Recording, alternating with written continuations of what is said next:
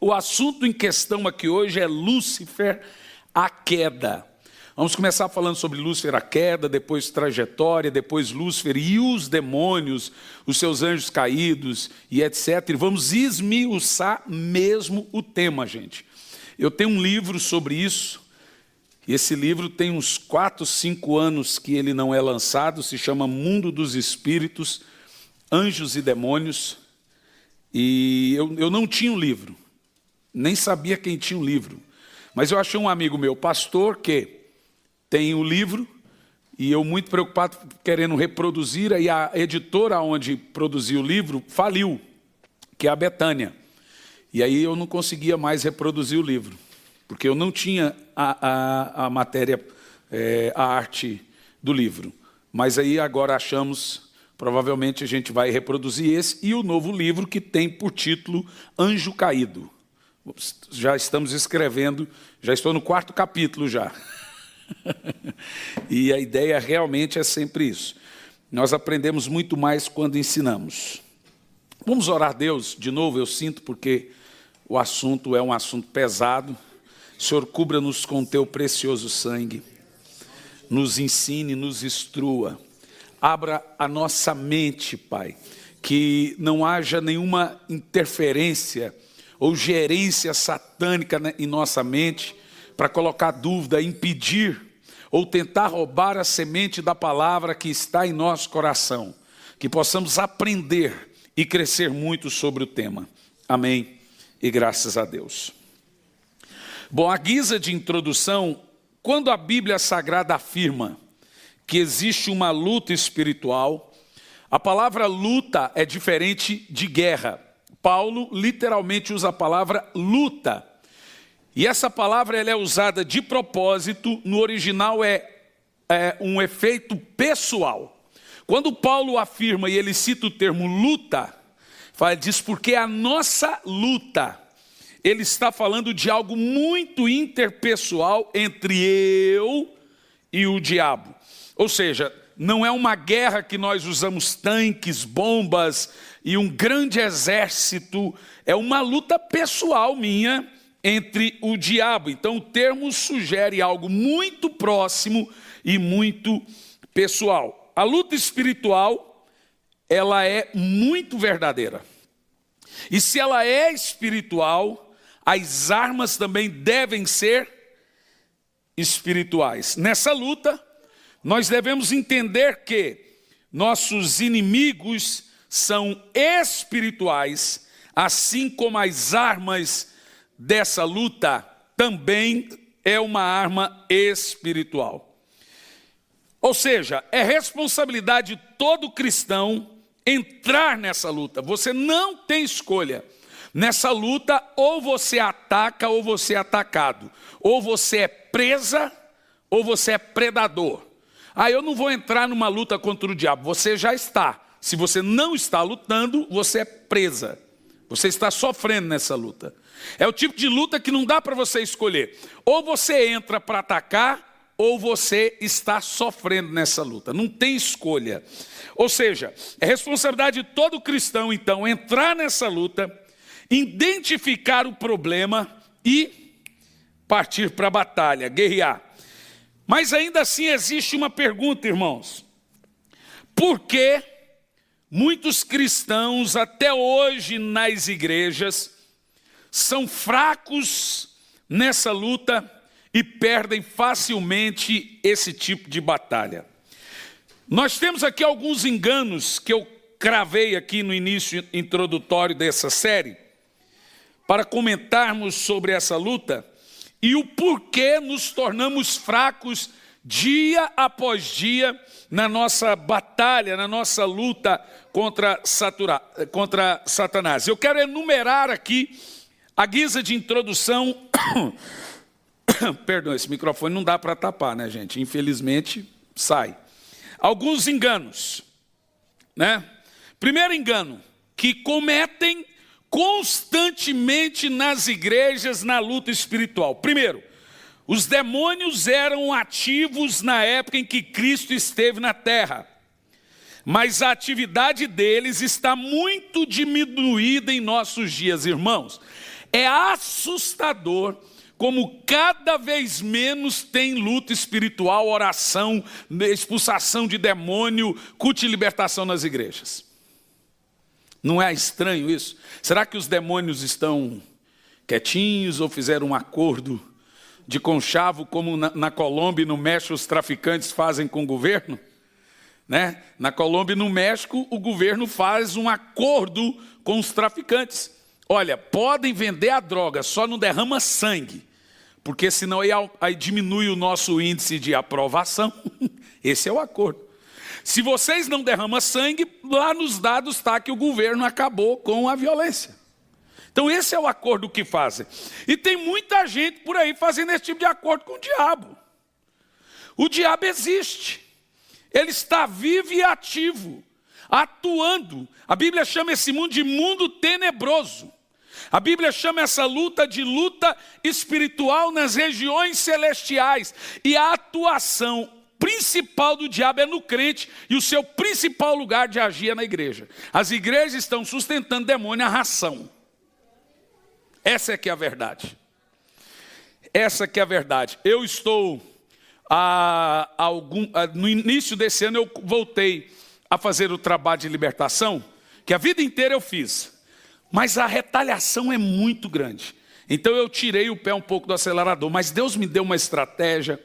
E nós vamos aprender aqui que nós reduzimos pelo menos 90% das retaliações. 90%. É assim, fantástico. Mesmo lidando com os bichão, nós reduzimos pelo menos 90% na retaliação. E tem que ser assim, deve ser assim, né? Eu fiz agora uma conferência recentemente, caiu mais de 80 pessoas endemoniadas. Uma coisa absurda. É assustador. Você quer saber se tem demônio? É começar a clamar o sangue de Jesus no culto. Você vai... Ou seja, estão aí, só que estão sendo sustentados a ração. Então os enganos, esse primeiro engano aqui, a atividade dos demônios, elas são restritas e cada vez menor em nossos dias. Bom, eu coloquei um pequeno pensamento para confrontar esse tipo de engano. Primeiro pensamento, preste atenção. Se os demônios não atuam mais em nossos dias, ou atuam de uma maneira menos influente, como na época de Jesus, porque Paulo é enfático em dizer para nos fortalecer na força do Senhor, para podermos ficar firmes contra as astutas ciladas de Satanás. Se os demônios não nos atacam, como alguns querem nos provar, porque em todo o Novo Testamento nos conclama a uma batalha, a uma guerra, a ficar firme, a colocar uma armadura e resistir. Ou seja, eu afirmo a cada um de vocês aqui que a luta contra o reino das trevas não se restringe a apenas o primeiro século. Mas posso lhe afirmar ainda que Satanás evoluiu os seus ataques por causa da tecnologia. Quanto mais teve o avanço da tecnologia, mais os ataques ficaram sofisticados. Dr. Neil D. Anderson é um escritor de batalha espiritual muito antigo que eu gosto. Não gosto muito dos recentes, gosto mais dos antigos, são bem bíblicos. Ele diz o seguinte: se sua visão do mundo, como crente, não inclui o reino das trevas, Deus ou você terá de se responsabilizar por toda a desgraça e corrupção que Satanás coloca nas pessoas. Eu vou dizer de novo. Se a visão do crente não inclui o diabo, Deus ou você é culpado por toda a desgraça. Entendeu? Você entendeu o que ele diz? E o que é verdade? Segundo engano que nós temos que entender aqui à guisa de introdução. O que a igreja... Isso aqui é sério, gente. O que a igreja primitiva chamava de atividades demoníacas, hoje entendemos que são doenças mentais, psicossomáticas. Que absurdo. Deixa eu te dizer uma história. Há muitos anos atrás, eu e a pastora Elisandra fomos pregar numa igreja em Forquilinhas, em Florianópolis. Preguei o primeiro dia. No final do culto, um irmão nos procurou e disse assim: pastor, eu vi que o seu forte é libertação. O senhor poderia ir comigo? Ele não disse hospício, ele disse no hospital onde está minha esposa, amanhã. Falei, querido, eu não tenho esse hábito, mas vamos. E fomos. Fui seguindo o carro dele. Não era um hospital, era um hospício. Eu acho que ele ficou com medo se ele falasse hospício. Eu não iria, mas iria. Chegamos lá, ele nos atendeu. Antes de orar pela esposa dele, ele contou a história. Não, mas eu acho que nós fomos na casa primeiro, né? Isso assim, eu segui ele parou numa mansão, uma casa enorme. Falou, está vendo essa casa, pastor? Construí essa casa há 5 anos atrás. Uma mansão em Florianópolis. Eu construí essa casa. No dia que terminei a casa, trouxe a minha esposa com os olhos vendados para ver a casa. Quando eu tirei a venda dos olhos dela e ela viu a casa, ela desmaiou, deu um ataque epilético. Dentro da casa. Essa porta tem que ficar fechada. A porta tem que permanecer fechada, sempre. Por favor. Aí escuta, presta atenção. Escuta isso. Eu falei assim, como assim? No dia que ela entrou dentro da casa, ela teve um ataque epilético. Gente, olha isso aqui. Eu olhei aquilo, falei, isso está esquisito. O que aconteceu? Ok, não sabemos, pastor. E desde então, ela acordou no outro dia totalmente transtornada, fora de si. Foi para o hospital de loucos com camisa de força. E está lá há 5 anos. Ok, fomos lá para o hospício. Cheguei lá, um ambiente totalmente diabólico, demoníaco. Né? Os teólogos liberais dizem que o que os apóstolos chamavam de demônio, a ciência descobriu que são doenças psicossomáticas, são doenças mentais, não psicossomáticas, né? Mentais. Ok, irmão, lá vem a mulher, com camisa de força e dopada. A uns 2 metros de mim, a mulher endemoniou pior do que já estava e começou a gritar. Ele não, ele não, ele não. Aí veio o pessoal, tira ele daqui. Aí o pessoal queria me tirar. Senhor está atrapalhando o bom ambiente. Eu falei assim, mas eu nem conheço não, mas ela não quer, etc. Eu falei, mas antes de eu sair, eu posso fazer uma oração? Pode, mas faz rápido, faz. E eu levantei a minha mão e comecei a clamar o sangue de Jesus. Em 10 minutos clamando, há poder no sangue de Jesus, puff, a mulher caiu. Ela apagou. A hora que ela caiu e apagou, o rapaz falou assim, ela apagou igual apagou em casa, 5 anos atrás. Ela voltou em si, gente. Quando ela voltou em si, ela disse, cadê minha casa? A mulher estava há 5 anos endemoniada. Inconsciente. Ela apagou na casa e acordou como se estivesse na casa. Vocês estão entendendo o que eu estou falando? E dando remédio. Olha, não vou dizer que é todos, mas pelo menos 95% das doenças mentais que dão dope para as pessoas são demônios. As pessoas estão possessas, completamente possessas. Ou seja, essa história secular, essa história liberal de que os demônios hoje, que os demônios antigamente não passavam de doenças mentais, é outra artimanha, outro engodo do diabo, e a igreja caiu nisso. Infelizmente a igreja caiu nisso. Terceiro engano, a guisa de introdução. Os crentes, esse aqui é assustador. Os crentes não estão sujeitos a manifestações demoníacas. Eu recebo com muita frequência esse tipo de pergunta. Pastor, pode um crente sofrer na mão dos demônios? Tem 2 tipos de sofrimento na mão de um demônio. A opressão, que até eu e você podemos ter. Opressão é o diabo ficar botando pressão em você com alguma situação para te colocar desânimo e ele fica te oprimindo. pressionando você. Esse tipo de pressão a gente sofre. Todo mundo vai sofrer esse tipo de pressão. Mas tem aquela opressão do camarada que ele não cai endemoniado, mas ele é literalmente oprimido pelo diabo. Mostra-se na cara. E tem a possessão. E a pergunta que se faz é: pode um crente manifestar demônio? Bom, na prática nós vemos que sim.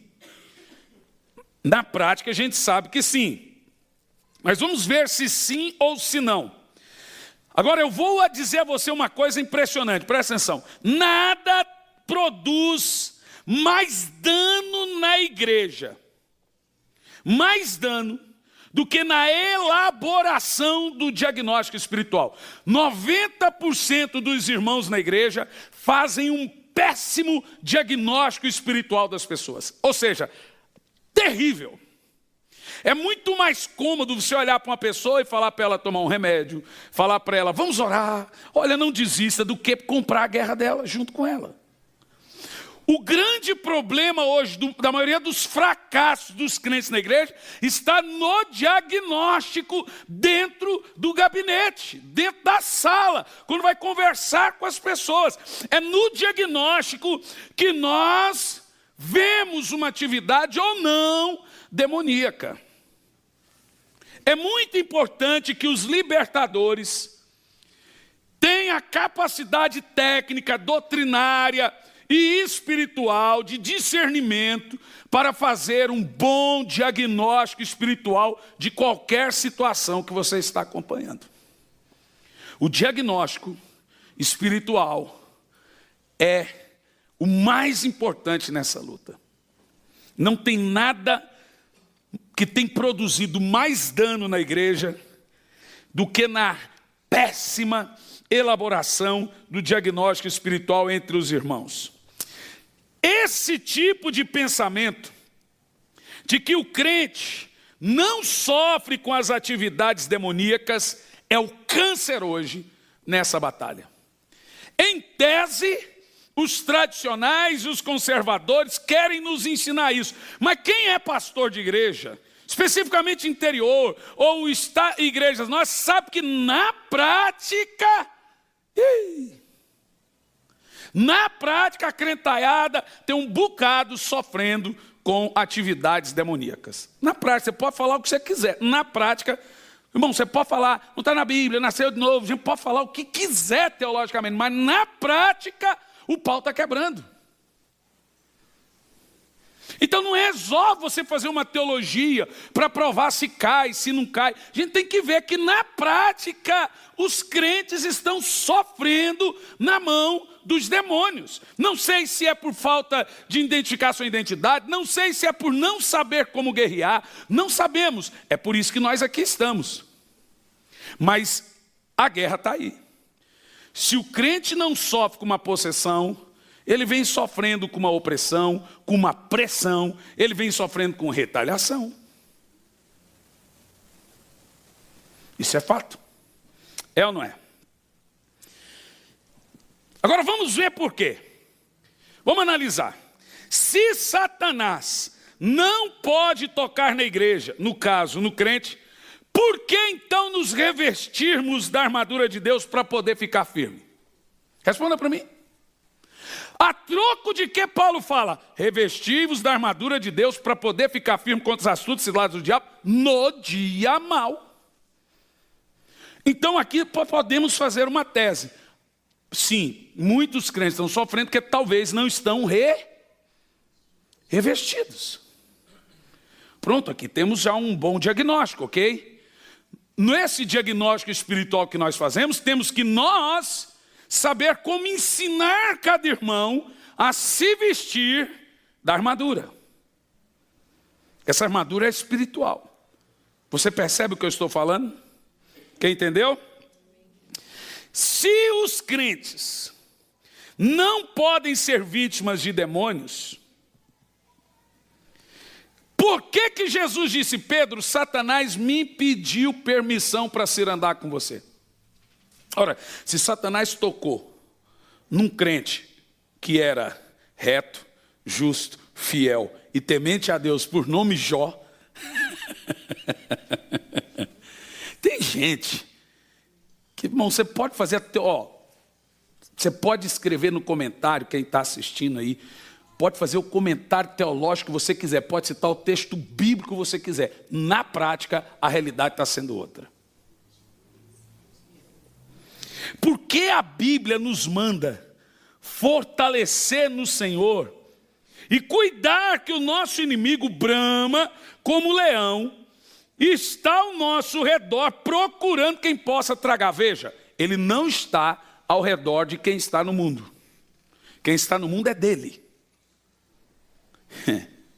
Ele está ao redor do crente. Satanás não arma arapuca para prender pássaro preso. Arapuca, a cilada dita em Efésios, é para nós. Então esse é um ponto importante. Todos os que negam o potencial do nosso inimigo para nos destruir são os mais vulneráveis em seus ataques.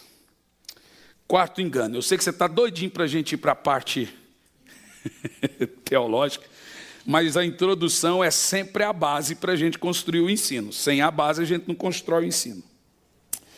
Quarto engano. Olha que coisa terrível. A influência demoníaca só se evidencia no comportamento violento e pecados grosseiros. Isso aqui é ridículo. Ou seja, se o cara não adulterou, não matou, não roubou, não fez coisa grosseira, ou não manifestou violento, ele não tem demônio. Isso é um engano que precisa ser combatido. Muitos irmãos em Cristo, neste exato momento, estão sofrendo ataques demoníacos e vivendo uma vida aparentemente normal. Você aqui agora pode estar sofrendo um ataque demoníaco e está com uma vida aparentemente normal. Percebe o que eu estou dizendo?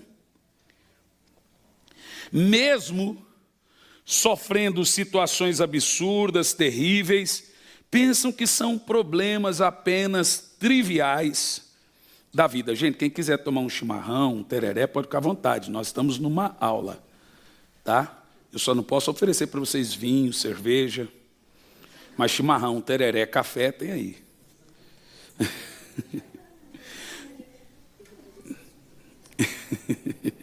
Preste atenção.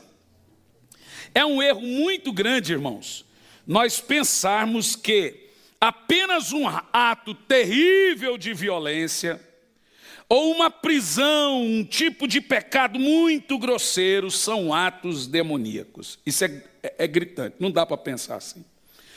Isso não é verdade. Lembre-se, Satanás é sagaz, ele é violento, mas a Bíblia diz que ele também é sutil. O momento mais perigoso do diabo é quando ele aparentemente não tem perigo. A serpente é mais perigosa que o leão. São dois exemplos. Bramir ou bramar. Bramir é bramir. Bramir como leão ou o silêncio da serpente. Satanás é a serpente e também brama como. Ele não é o leão, mas é a serpente. Mas o momento mais perigoso dele não é quando ele brama, é quando ele se esconde de maneira sutil. Paulo nos advertiu em 2 de Paulo, aos Coríntios 11, 14 a 15, que ele se transforma em anjo de luz. Tem algo ligando? É um demônio que aparece lá de São Paulo, é 11? Todo mundo aqui recebe ligação de São Paulo. É o Satanás ligando para você. Hã?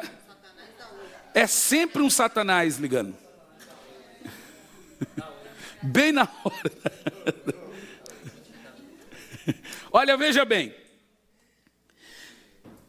Por que Satanás se transforma em anjo de luz? Não é para bramir. É para enganar. Para ser sutil. E se ele se transforma de anjo de luz, é porque ele quer atuar dentro da igreja, no meio dos crentes. Ou seja, não são atitudes furiosas de pessoas incorporadas que destrói a igreja, gente. A igreja não é destruída pelas violentas atitudes de pessoas endemoniadas ou por pecados grosseiros. Se o pecado destruísse a igreja, ela nem nasceria. Se pecado acabasse com o avivamento, ele nunca viria. O que destrói a igreja, na realidade, são enganos, sutilezas, mentiras e heresias. Todas elas vêm do anjo das trevas, disfarçado de anjo de luz. Quinto e último engano, aí vamos para a parte muito bacana. Quinto engano. A libertação da escravidão espiritual, isso aqui é importante, é um resultado de um confronto poderoso com forças demoníacas. Deixa eu te falar, vou te explicar esse engano. Esse engano, ele é muito importante que ele seja falado. A libertação da escravidão espiritual é resultado somente de confrontos com poderes demoníacos. Também isso não é verdade. E por quê?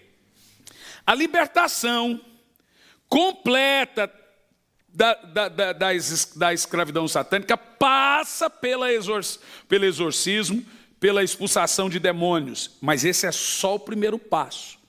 Toda libertação começa com expulsação de demônios, mas nem todo mundo é liberto, porque nem todo mundo incorpora.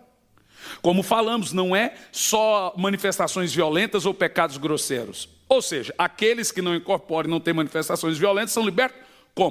Como que esses enganos das sutilezas do anjo disfarçado de anjo de luz é desfeito? Aí entramos num conceito importante. Não vem apenas um choque de poderes, mas de um encontro com a verdade. É aí que está o contexto: conhecereis a verdade e a verdade vos libertará. Ou seja, você quer vencer o pai da mentira? Revela a verdade. O maior confronto da mentira é a verdade. O maior inimigo da mentira é a verdade. O maior inimigo da verdade é a mentira. Ou seja, Satanás é mentiroso, enganador, e fará o possível para se manter nas sombras. Por isso que a verdade irá literalmente expor os enganos e as mentiras de Satanás. O poder de Satanás, meus irmãos, está na mentira. Mas quando a mentira é exposta, a sua força vira pó. O que controla a sua mente, controla a sua força. A sua mente controla a força. Aquilo que está na sua mente e coração faz o seu corpo trabalhar para adquirir. Então, Satanás quer controlar a sua mente. Com isso, digo que Satanás não precisa usar força contra nós.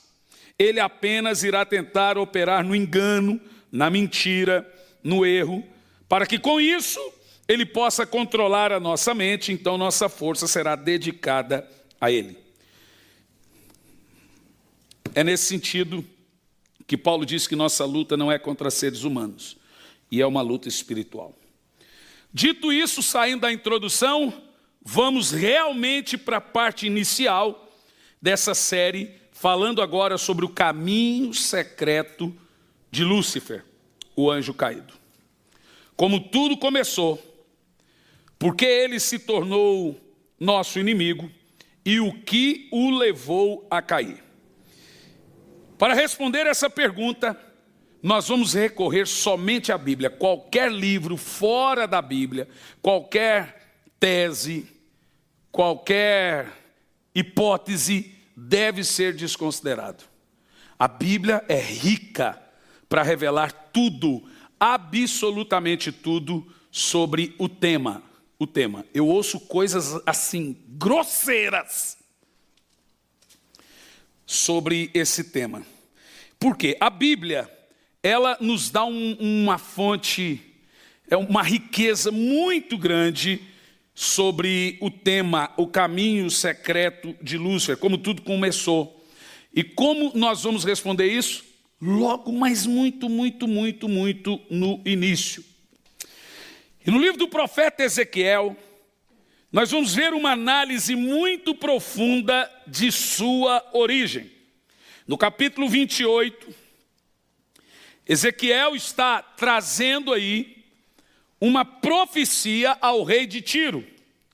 E no meio da profecia, você precisa entender essa regra. O rei de Tiro era arrogante, prepotente, e Deus levanta Ezequiel para profetizar contra o rei de Tiro. E no meio da profecia, a profecia usa Lúcifer como exemplo contra o rei de Tiro.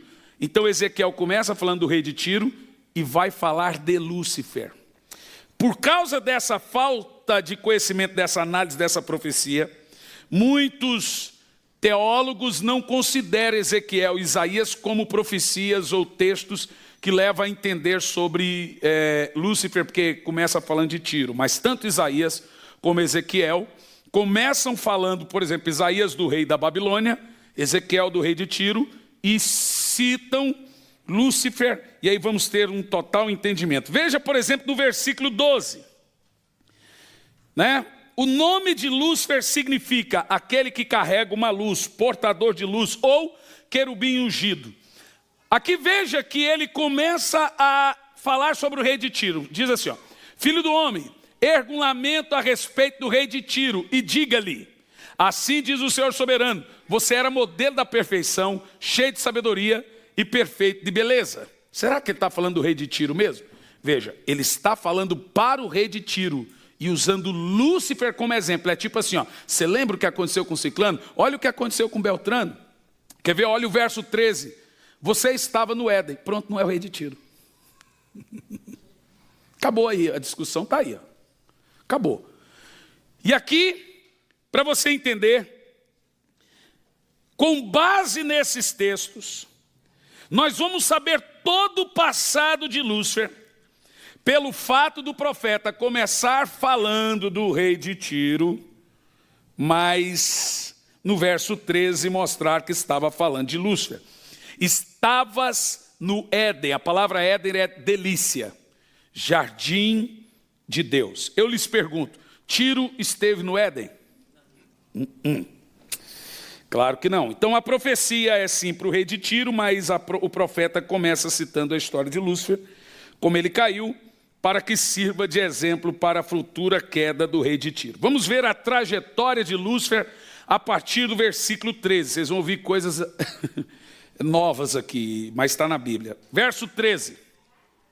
Estivestes no Éden, delícia, jardim de Deus.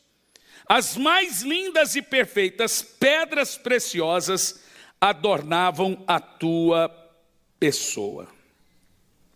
Veja no versículo 28, versículo 18, por favor. Por meio dos seus muitos, Ezequiel 31, 18, por favor, Pedro, desculpa.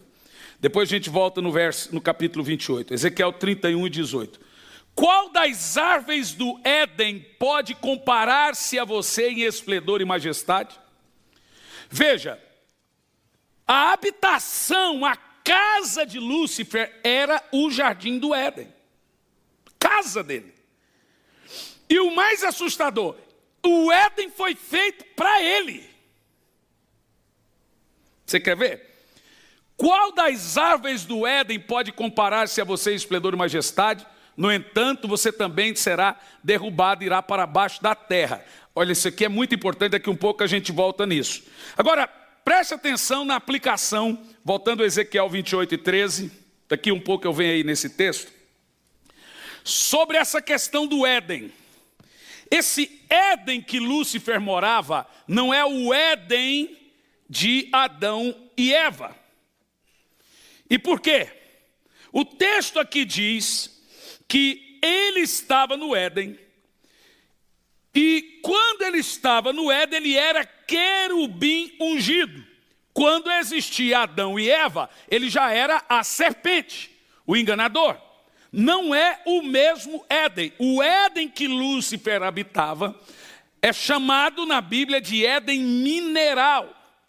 É um Éden glorioso, um Éden maravilhoso, de pedras afogueadas e cheio de tesouros, chamado de Éden mineral. Nesse texto diz que quando ele estava no Éden, no verso 13, ele era querubim ungido. Você quer ver? Você estava no Éden, no jardim de Deus. Não é o mesmo momento esse texto de Adão e Eva. Diz aqui, todas as pedras preciosas o enfeitavam. Então aqui estão as pedras: sárdio, topázio, diamante, berilo, ônix, jaspe, safira, carbúnculo, esmeralda. Seus engastes e guarnições eram feitos de ouro.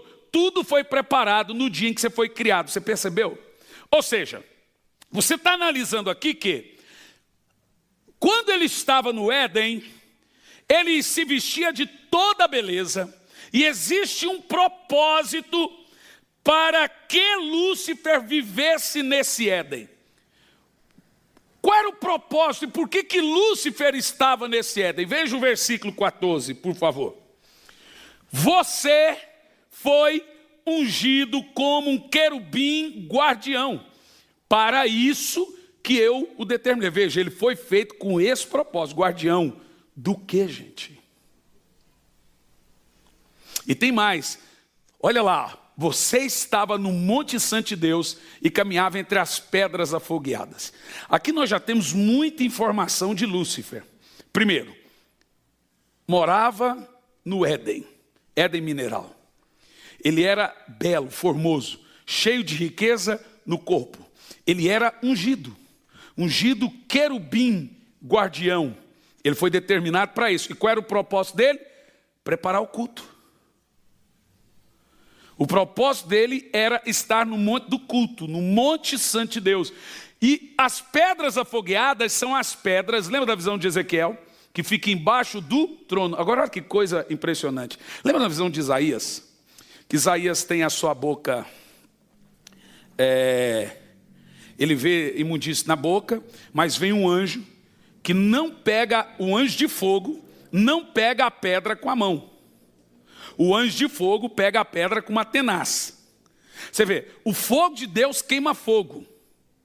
Um anjo de fogo não pega a pedra de fogo.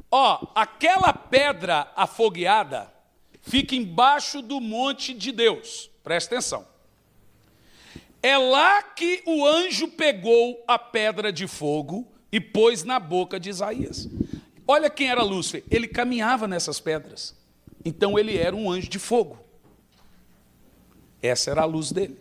Vocês estão entendendo o que eu estou falando? Entendeu o que eu disse? Aonde Lúcifer morava?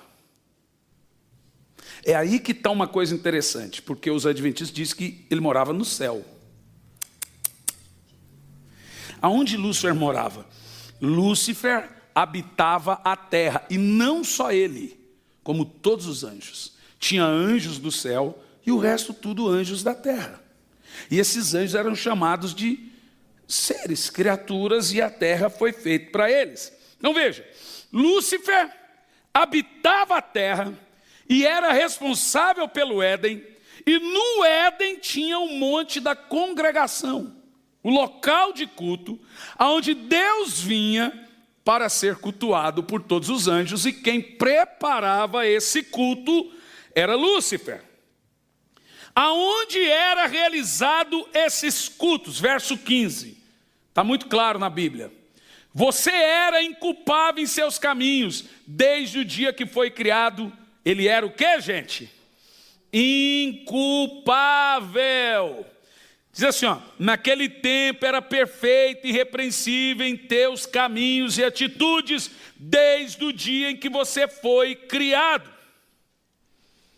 Por isso que ele caminhava entre as pedras de fogo, porque ele era perfeito, ele era muito santo.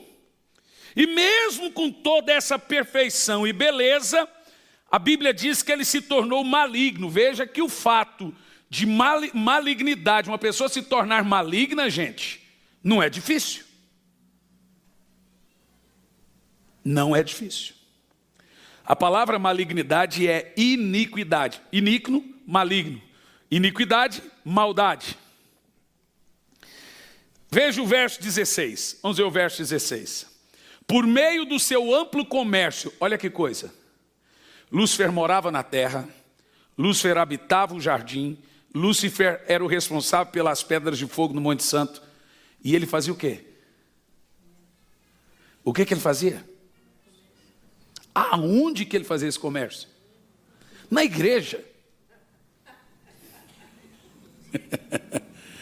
Agora, sabe o que é mais impressionante? Diz assim, ó, por meio do seu amplo comércio, encheu o seu coração de violência e pecou. Isso aqui vai chocar vocês. Agora, Deus fez uma dupla punição a Lúcifer. Antes de Deus destruí-lo e lançar como Satanás, Deus não o destruiu e lançou ele como Satanás já de primeira mão. Quando ele estava no jardim do Éden, querubim ungido, quando ele habitava entre as pedras afogueadas, ele era guardião e teve comércio e foi truculento com a sua violência, a primeira punição de Deus não foi destruí-lo. Deus o envergonhou, diz assim, ó, por isso lancei em desgraça para longe do monte de Deus. Eu expulsei o querubim guardião do meio do Éden. Primeira coisa, o primeiro homem a ser expulso do Éden foi Lúcifer. Então veja, lá na frente você vai ver que ele é jogado por terra e é explodido. Mas antes não. Agora esse Lúcifer continua sendo Lúcifer, continua sendo um anjo, mas ainda não caído, rebelde. Esse anjo que agora é rebelde, ele é expulso das suas funções. Escute bem, das suas funções. Ou seja, ele habitava a terra junto com outros milhares e milhares de anjos. Você quer ver? Veja o verso 14. Verso 14, onde você foi ungido como querubim guardião. Para isso que eu determinei, estava no Monte Santo de Deus, entre as pedras afogueadas. Agora observe o seguinte, o pecado veio antes do pecado. Na realidade, com Adão a história só se repetiu. Mas a mesma coisa aconteceu com Lúcifer. No caso aqui não veio com homens, mas com anjos. Lúcifer caiu.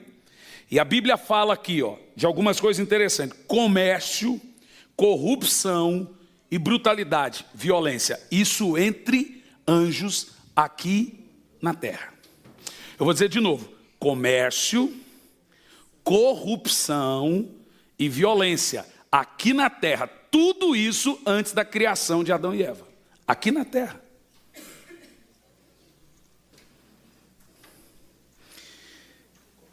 E eu sei que você agora deve ter muitas e muitas perguntas. Como assim, pastor? Mas vamos passo a passo responder todas essas perguntas, continuando a leitura pelo verso 16. Como eu te disse, não precisamos de outra fonte, a Bíblia fornece todas. Por meio do seu amplo comércio, encheu o seu coração de violência e pecou. Por isso te lancei em desgraça para longe do Monte Santo de Deus. Aqui não é a sua destruição. Aqui é a sua humilhação. Agora esse Lúcifer, preste atenção. Ele recebe essa primeira punição que ele teve da parte de Deus, não sendo a sua destruição, nem a sua queda em si, mas ele perde as suas funções e ele passa a vagar pela terra como um banido, disciplinado, um rebelde. E essa foi a sua primeira punição. Diz o texto que ele foi humilhado. Está lá, ó. Te lancei para longe do monte de Deus, te expulsei. Ó, caiu em desgraça. A primeira punição dele foi se tornar o quê? Humilhado. Vamos ver esse texto? Confira Isaías 14, versículo 13. Que Lúcifer, então, ele tinha aquela função administrativa do culto, do templo, do monte, do Éden, e ele comercializava isso. Vamos ver como isso funciona. Foi truculento, corrupto. Deus apenas falou, você não serve para o serviço. Mandou ele embora. Ficou lá. O que Lúcifer passou a fazer depois disso? Passou a vagar pela terra. Vagar pela terra. Andar pela terra. Olha lá o que diz. Você que dizia no teu coração, subirei aos céus, porque ele estava na... Agora aqui é depois que ele é expulso das suas funções. Olha quem era ele agora. Você dizia no teu coração: subirei aos céus, ergarei o meu trono acima das estrelas de Deus e me assentarei no monte da Assembleia. Aonde era o monte da Assembleia? Acabamos de ver? No Éden. E ele diz, no ponto mais elevado do Monte Santo. Veja bem, para quem ele estava dizendo isso? Para os anjos. E esses anjos habitavam a terra. E Lúcifer então passa a vagar pela terra com esse discurso esquerdista, esse discurso de rebelde, esse discurso de democracia. Sabe qual era o discurso de Lúcifer? Direitos iguais para todos, não tem que ter uma teocracia. Por que só ele que manda? Põe o povo no poder. Foi aí que começou, gente, a esquerda.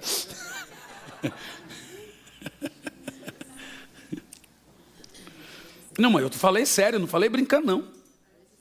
Nunca falei tão sério. Lúcifer começa aí com um discurso completamente político,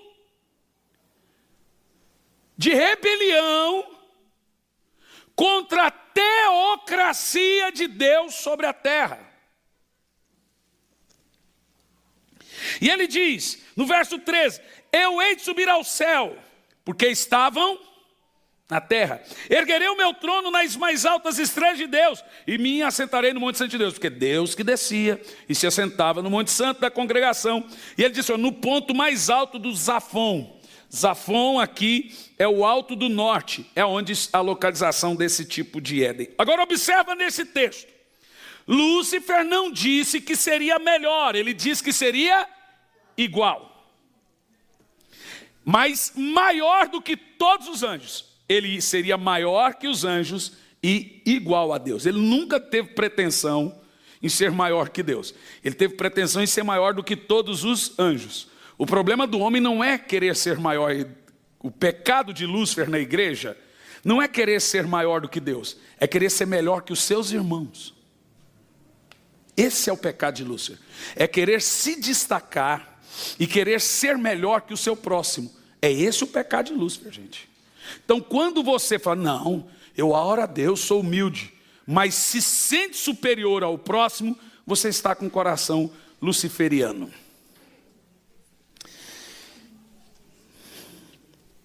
Perceba também que ele ainda continuou, mesmo depois de expulso do Monte Santo, Lúcifer continua seu intento vagando, errante pela terra.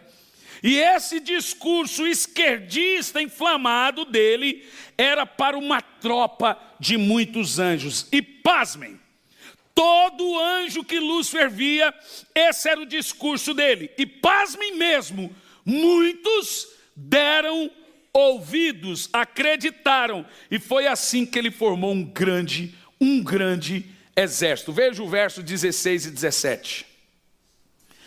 Os que olham para você admiram-se da sua situação e a seu respeito pondera. Agora olha como se chama ele. É esse o homem que fazia tremer a terra e abalava os reinos? Uma coisa interessante, havia reinos, havia cidades, tudo com anjos, havia comércios. Foi ali que teve corrupção e você vai ver que ali teve guerra. Continua o texto. Veja você uma coisa interessante. O caos que Lúcifer produziu na terra. Olha o verso 17. E fez do mundo um deserto, conquistou cidades e não deixou que seus prisioneiros voltassem para casa. É o que Lúcifer fazia. Isso antes de Adão e Eva. Vocês estão lendo isso comigo? Muito interessante, né? Por isso que o assunto é tão chamativo. Porque ele é muito misterioso. Na realidade é sinistro. Mas você quer ver uma coisa interessante? Porque agora você tem algumas perguntas. Pastor, eu estou bugado. Como assim? Antes de Adão e Eva? E a terra? Foi lá que Deus disse no versículo 2, haja luz, haja firmamento. Como assim antes de Adão e Eva? Me explica, a terra foi criada junto com Adão e Eva. Não foi. Põe um dedo na boca dessa menina aí, Odélio. Presta atenção no que você vai ouvir para você não perder o fio da meada. Presta atenção. Existe uma grande diferença entre o tempo incontável, chamado de eternidade passada, e eternidade contada. A eternidade, ela só passou a ser contada quando Adão nasceu. Quando Adão nasceu, o tempo deixa de ser kairos e passa a ser cronos. Antes era kairos. Por que que o tempo é quebrado? Quando Adão peca, pá, já o tempo vira, ele deixa de ser um círculo e passa a ser uma linha reta, chamado cronologia. Antes não tinha cronologia, não era contado. O pecado fez o tempo ser contado. A ideia é o seguinte: o tempo é o ponteiro do relógio. Começava tudo de novo. Quando Adão pecou, pá, tem a linha do tempo. A ideia é que Jesus está no outro lado da linha. E eu já preguei isso aqui uma vez. Quando houver a restauração de todas as coisas, Jesus vai pegar a linha do tempo, Cronos, e ligar com a linha do tempo, Kairos. Porque Deus não caiu, então ele ainda está no Kairos. Deus ainda está na eternidade passada. Nós estamos na eternidade que não é eternidade, nós morremos. Deus continua com o tempo incontado. É aí que está a crise de tempo. Porque o que é interessante, você precisa entender aqui, ó. Entre Gênesis, põe por favor, Gênesis 1, verso 1. E Gênesis 1, verso 2, tem um espaço de bilhões e bilhões e bilhões de anos de diferença. Gênesis versículo 2 é diferente, é outro tempo de Gênesis versículo 1. Gênesis versículo 1 está aqui, ó. No princípio criou Deus os céus e a terra. É nesse vácuo do tempo que entra Lúcifer, a primeira terra chamada terra mineral, e todos os anjos que aqui habitavam, a primeira civilização da primeira terra. Essa terra é diferente da terra do versículo 2. Isso não é tese, gente, isso é teologia. E a Bíblia mostra isso. Lúcifer habitou junto com esses anjos na primeira terra chamada de terra mineral. Esse Éden era o Éden nessa terra. Toda essa terra era esse Éden. O lugar de delícias. Agora presta atenção. Quando essa terra se enche de violência, quando essa terra se enche de corrupção, ela é destruída. E no versículo 2, ela precisa ser refeita. Por quê? Como eu disse a você, porque houve violência entre anjos de Deus e anjos do diabo, a guerrilha. Foi isso que Lúcifer fez aqui, uma guerrilha, um poder paralelo aqui na terra.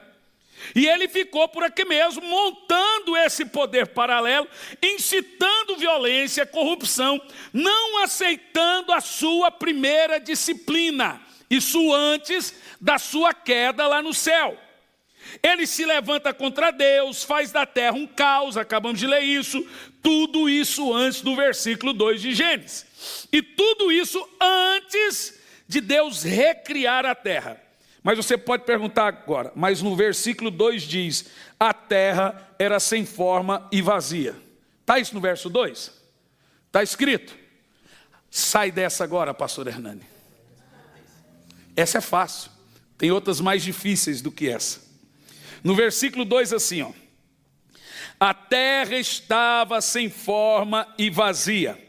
A palavra estava aí é uma palavra grega, aia. Você vai anotar, é H-A. Y-A-H. Quando você lê aí, a palavra estava é a palavra aia.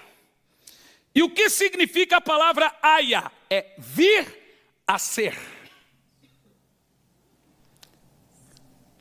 Você lê ali, a terra veio a ser, sem forma e vazia. Ou seja, quando lemos estava, ler-se tornou. É assim que se lê pela palavra estava ali a palavra Haia, a palavra original. Então o texto diz que a terra veio a ser, se tornou sem forma e vazia. E aqui temos a prova, Isaías 45, versículo 18. Deus não fez a terra vazia. Deus não fez a terra um caos. Ele fez a terra habitada e ele fez ela em perfeita harmonia. Isaías 45, 18. Pois assim diz o Senhor que criou os céus e a terra, Ele é Deus, que moldou a terra e a fez e a fundou. Ele não a criou para estar vazia, mas a formou para ser habitada. Ou seja, quando Deus fez a terra no versículo 1, Ele fez ela e encheu ela. Ele não fez ela vazia e sem forma no versículo 2. Por quê? Porque Deus, lemos aí, que Deus não cria caos. Ele nunca criaria uma terra sem forma e vazia. Não é o perfil de Deus. Deus faz tudo perfeito. Por que Deus cria a terra sem forma e vazia e começa a dizer, haja, haja, haja? A palavra haja, por exemplo, é cal, anote aí. Q-A-L. Cal quer dizer aparecer. Por isso que quando você vai estudar a Bíblia, é cavucar a Bíblia. Por isso que existem dicionários. Se você lê, você pega o grosso. É complicado. Então, olha o que diz aqui, ó. A terra, vamos transliterar para o original no grego. A terra se tornou, a palavra haia, sem forma e vazia. Mas aí vem a criação. Verso 3. E Deus disse, haja, a palavra é cal, como se traduz cal? Apareça luz, e apareceu a luz. Ou seja, existia, ela já tinha a sua forma, mas ela derreteu. E quando foi que a terra derreteu, gente? A Bíblia fala. A Bíblia mostra que essa terra do versículo 1, ela é completamente destruída. Ou seja, a terra veio a ser vazia, ela veio a ser sem forma, mas quando Deus disse haja, Ele disse apareça, deixando claro que ali naquele momento, tudo que Deus tinha criado no versículo 1 era bom. Ele não precisava refazer, ele precisava restaurar. Quem está entendendo? Vamos ver o que significa cal. E por que a terra derreteu? A Bíblia fala que a terra derreteu. Lembra que nós lemos em Ezequiel que Lúcifer provocou violência, Isaías que ele escravizava, que ele criou uma guerra aqui, e a Bíblia fala dessa guerra. Veja Salmos 46, versículo 6, esse salmo é famoso. E começa lá, Deus é o nosso refúgio e fortaleza, socorro bem presente na angústia, pelo que não temeremos, etc. Mas o Salmo 6 diz o que aconteceu com a terra, leia lá. As nações se agitaram, os reinos se abalam, ele ergueu, tem um outro texto no original, está assim, ó. As nações se embraveceram, os reinos se moveram, ele levantou, muda o texto, ele levantou a sua voz e a terra se derreteu, tudo no passado. Por favor, Ferreira de Almeida, ou, né? Como é que está aí? Pode ler. As nações se embraveceram, Passado. se moveram. Passado. Ele levantou a sua Passado. E a terra se derreteu. Viu como muda? É complicado isso, né? Mas veja. As versões antigas da Bíblia diz, as nações se embraveceram, os reinos se moveram, ele levantou a sua voz e a terra se derreteu.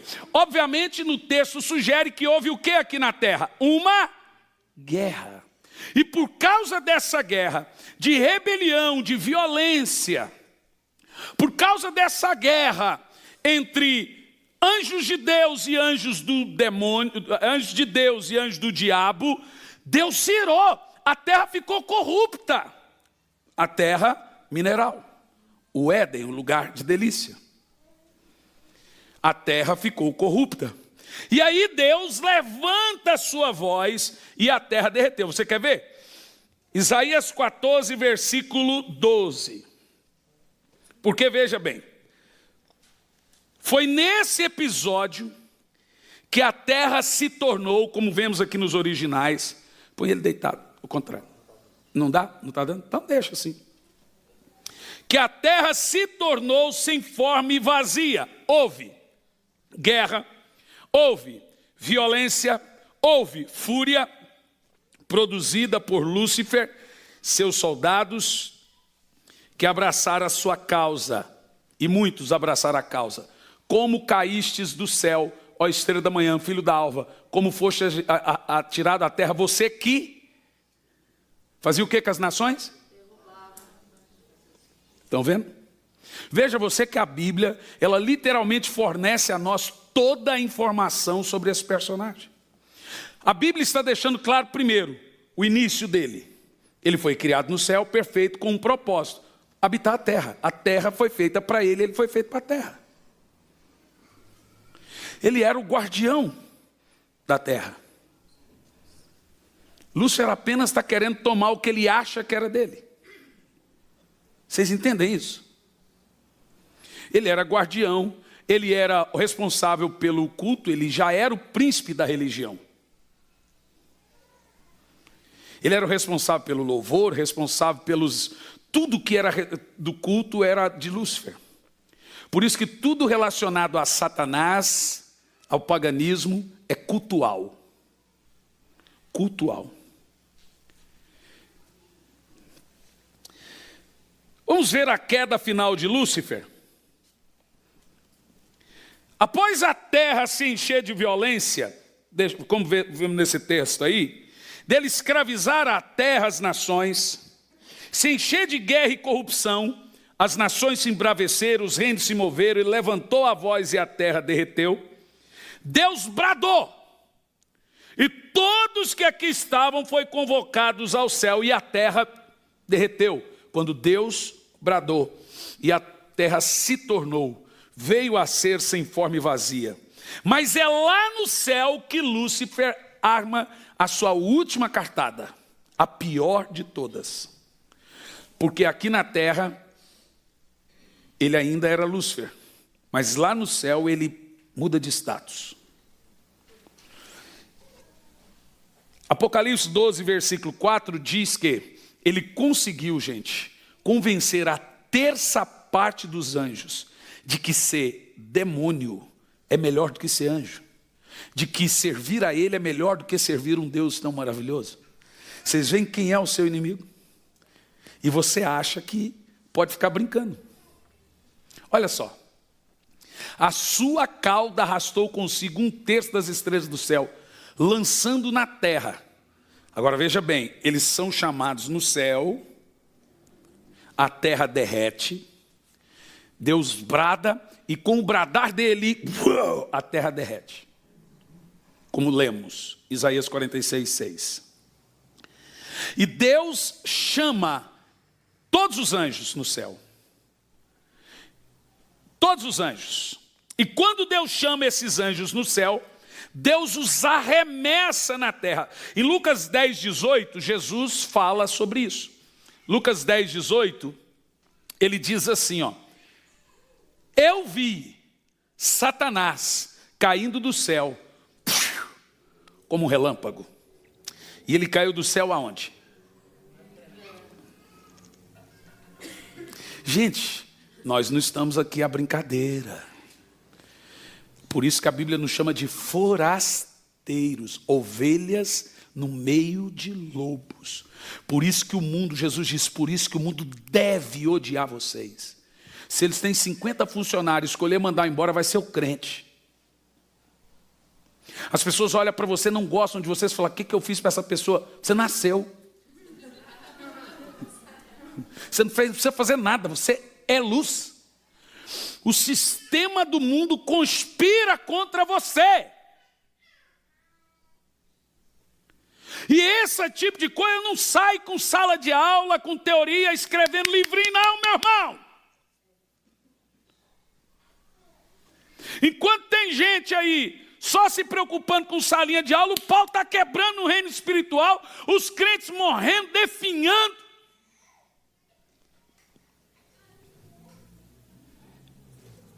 Quer ver? Veja Ezequiel 28:18. A sua destruição completa foi desse jeito. Lá no céu agora, lá no céu. Antes ele estava na terra, tinha se disciplinado, estava vagueando pela terra, vadiando pela terra, né? Você lembra que a terra foi feita para ele? Lembra a história de Jó? De onde você veio? De rodear a terra, passear por ela. É o papel dele. Eu não falo passear, eu falo rodear a terra e vadiar por ela. Porque o diabo é um vadio. Porque Deus não suporta vadio. O diabo é um vadio, não gosta de trabalhar, vadio. Vai pegar as coisas prontas. Vai fazer a sua terra, vai fazer a sua... Agora olha lá, ó. Por meio de seus muitos pecados e comércio, desonesto. Comércio não é pecado. Comércio desonesto, múltiplos, são... Agora olha lá. Por meio de seus muitos pecados, seu comércio honesto, você profanou os santuários. A história está se repetindo. Aonde Lúcifer corrompeu e o que ele corrompeu? Os santuários. Aonde ele corrompeu? A igreja. Os cultos. E continua. Por isso, aí agora é no céu, fiz sair de você um fogo. Você lembra que ele era um anjo de fogo? Deus pegou o fogo e o fogo de Deus queima fogo. Por isso que as almas jogadas no inferno serão queimadas. O fogo que queima no inferno é o fogo de Deus, gente, porque senão não queimava espírito. E diz aqui, ó, por isso fiz sair de você um fogo, de dentro dele, Deus, ele foi sendo queimado, saindo fogo pela boca, pelo ouvido, e te consumiu. E eu reduzi você a cinzas no chão, à vista de todos os que estavam observando. Isso lá no céu. Agora já não é mais o anjo de luz. Agora é anjo das trevas. Agora é um anjo caído, destruído, acabado.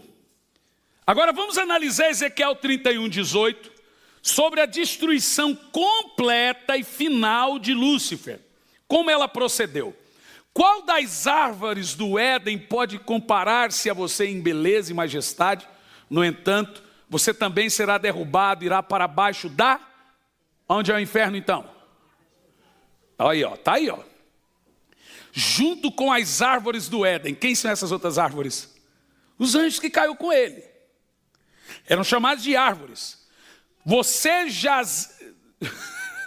É onde a Gleice gravou o vídeo? Não. Você jazerá, que palavrinha, entre os incircuncisos, com os que foram mortos pela espada. Presta atenção nisso.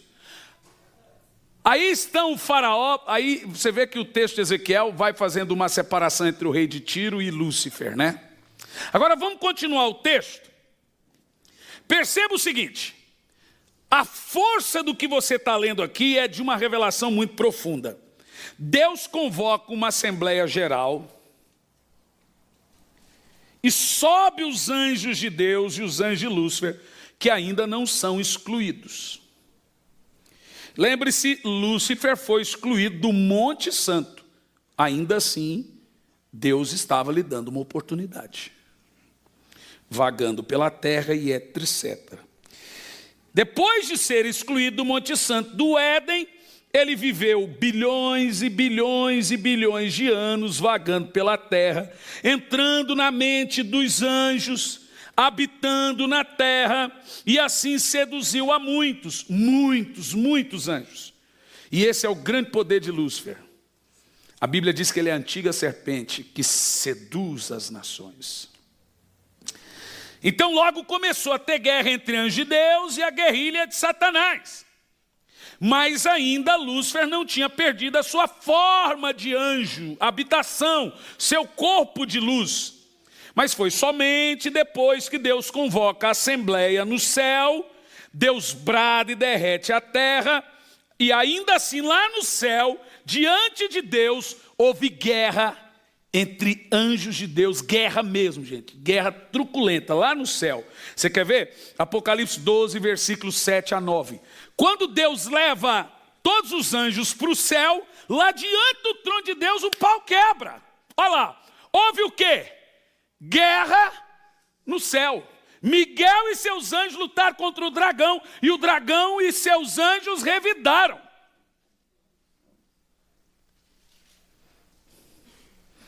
Vocês já assistiram aquele filme Imortais? Um filme grego, mitologia grega, que no final do filme olha para o céu, tem lá um monte de guerra lá, entre anjos do mal.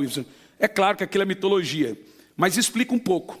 A ideia é a seguinte: houve guerra na terra, e Deus chamou no céu. E quando Deus falou, o pau quebrou para vocês, não sei o que, agora já não chama de Lúcifer, viu? É dragão. Miguel e os anjos de Deus entram em guerra contra Satanás e seus anjos. Gente, isso aqui é impressionante, né? Que coisa impressionante. Você quer ver? Continua. Houve então guerra no céu. Miguel e seus anjos lutaram contra o dragão, e o dragão e seus anjos revidaram. Próximo verso 8. Mas eles não foram suficientemente fortes, e assim perderam o seu lugar no céu. Continua. O grande dragão foi lançado fora. Ele é a antiga serpente chamada Diabo ou Satanás, que engana o mundo todo. Ele e seus anjos foram lançados por terra. Mas nós lemos lá no centro da terra, no abismo, precipitado. E você precisa entender o seguinte, e nós vamos ver nas próximas aulas, que aí o inferno é inaugurado. Você quer ver? Isaías 14, verso de 12 a 15. Deus inaugura o inferno, que foi feito para o diabo e seus anjos. Olha lá, como você caiu do céu, a estrela da manhã, filho da alvorada, como foste atirado à terra, você que guerreava, debilitava as nações. Você que dizia no seu coração, subirei aos céus, ele estava na terra, erguerei o meu trono acima das estrelas de Deus, me assentarei no monte da Assembleia, no ponto mais elevado do Monte Santo. Subirei mais alto que as mais altas nuvens e serei como o Altíssimo. Agora olha o 15. Mas na profundeza do Sheol, inferno, será levado, irá ao fundo do abismo, é terra. Os que olham para você admiram-se da sua situação e a seu respeito ponderam, é esse o homem que fazia tremer a terra e abalava os reinos? Diz assim, gente, misericórdia. Continua. E fez do mundo um deserto. Olha o que tinha na terra. Conquistou cidades e não deixou que os seus prisioneiros voltassem para casa. Aí, ó. Bom, na próxima aula, agora já não vamos mais falar do ser Lúcifer. Nós vamos então falar de Satanás e os seus anjos já montando o seu quartel-general no Sheol. E a partir do Sheol, começa todo o estratagema para a reconquista da terra. O próximo passo, então, de Satanás é seduzir o homem mais semelhante de Deus e retomar o poder e o governo do Éden, da terra. E eu vou te dizer uma coisa. Essa é uma guerra. Está escrito como ela vai terminar. Nós sabemos. Mas ainda estamos nela. Nessa guerra, qual é a nossa parte? Ser o soldado. Quem é o nosso general? Jesus. Percebeu? Aqui nós terminamos só a primeira parte de Lúcifer, a queda. Depois vamos falar Lúcifer e os demônios. E entender todas as suas artimanhas. A minha ideia é formar libertadores. Primeiro, você fazer um perfeito diagnóstico da real situação que você contempla diante dos seus olhos. Aí você vai aprender a guerrear. Você não vai ser mais vítima da situação. Amém? Eu quero, antes de liberar aqui alguns minutos para perguntas, só alguns mesmo. orar pedindo a cobertura do sangue do Senhor. Pai, muito obrigado por esse estudo. Que o Senhor nos cubra com o seu precioso sangue. Livra-nos de toda a retaliação que possa vir contra qualquer um de nós. Sabemos que Satanás gosta de ver nas sombras e não ser revelado. Ele não fica feliz nem satisfeito com isso. Em nome de Jesus. Amém.